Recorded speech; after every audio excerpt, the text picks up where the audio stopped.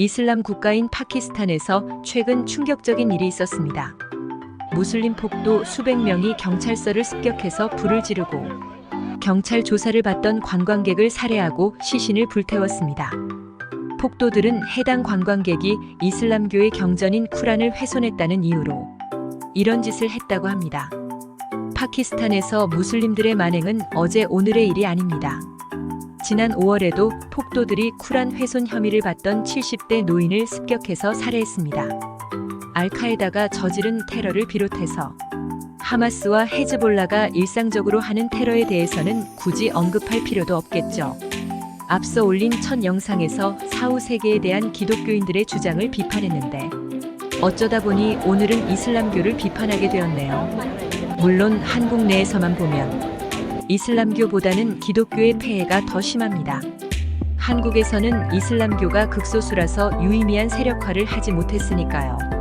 한국의 기독교인들의 경우 그 수가 줄어들고는 있지만 백신 음모론과 딥스테이트 음모론을 열심히 확산시키고 있죠.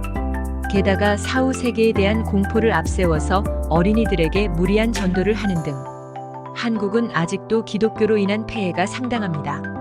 하지만 세계 전체로 보면 인류의 보편적 인권을 위협하는 존재는 기독교보다는 이슬람교입니다.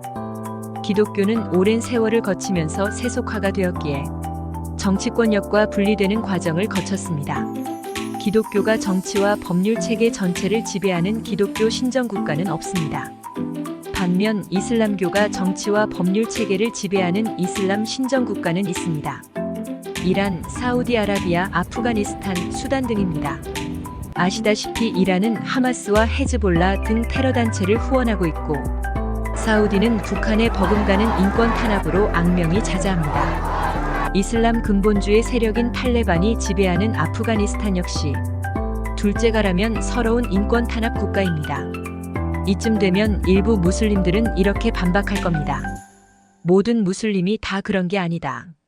왜 일부 과격파의 행동을 가지고 일반화를 하느냐?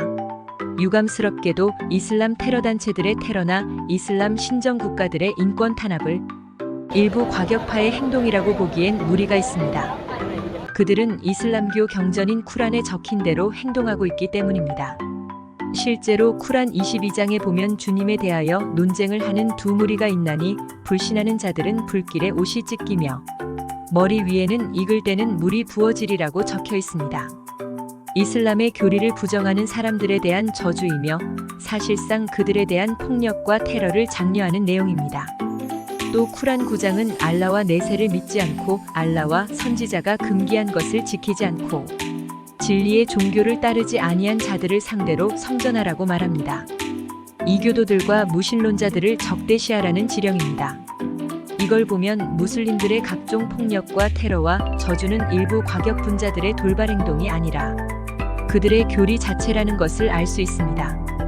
결국 선한 무슬림이란 존재하지 않습니다.